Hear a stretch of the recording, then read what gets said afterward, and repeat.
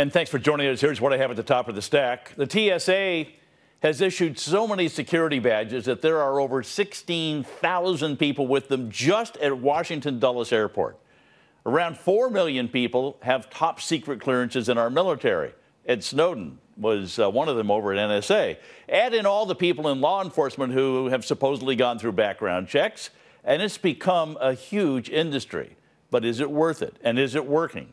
Joining me now, former D.C. homicide detective Rod Wheeler. And Rod, thank you. I wanted to talk to you about just not the, we'll get into the psychology and all that business later in the program, but just the sheer security industry has gone bonkers since 9/11. Well, you're exactly right, Tom. You know, it's really unfortunate when you start looking at the number of individuals in which you just indicated that have security clearances, but then, worse than that, how they were able to obtain those security clearances, and then the fact that a lot of these individuals, even today as I speak, continue to hold on to these security clearances, and they have mental health issues, and some of them have criminal charges pending. But our system, the way that it's set up right now, will not flag those individuals if you already have a security clearance. That's a huge vulnerability in our nation, Tom. I think so. I mean, listen, I don't know if you knew this, but I was a highway patrolman when I was a young man.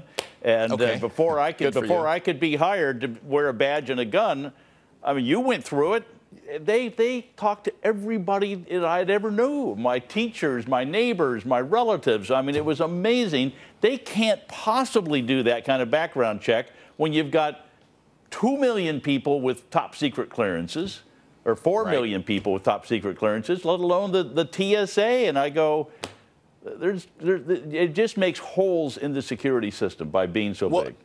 You know, it does, Tom. And, you know, when you really think about it, look at it from this perspective. It's much more difficult to get a driver's license in many states than it is to get a security clearance. Look, when you get a driver's license, you have to renew your driver's license and be evaluated for certain types of, you know, physical conditions every 2 to 5 years.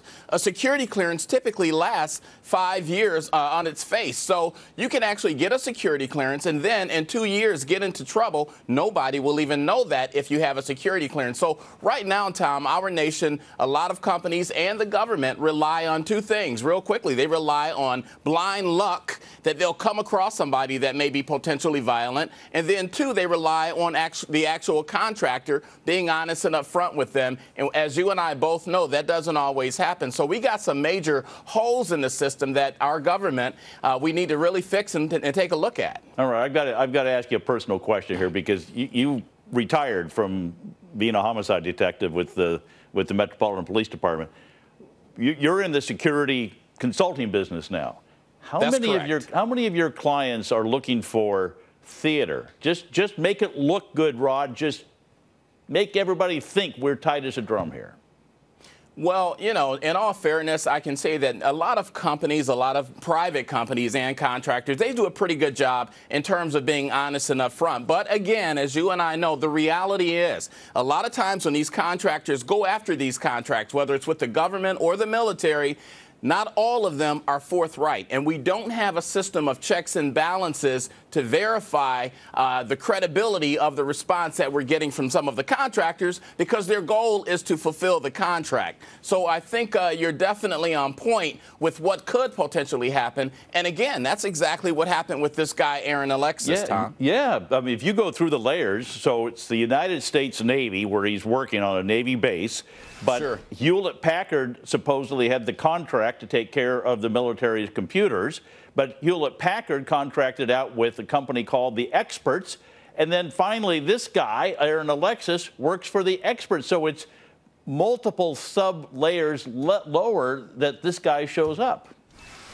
You're exactly right. And then the question becomes, you know, how upfront, how forthright was Hewlett-Packard in that scenario? Were they with The Experts when The Experts supposedly asked them about the background of Aaron Alexis? But let me mention one other thing that's very important here, Tom.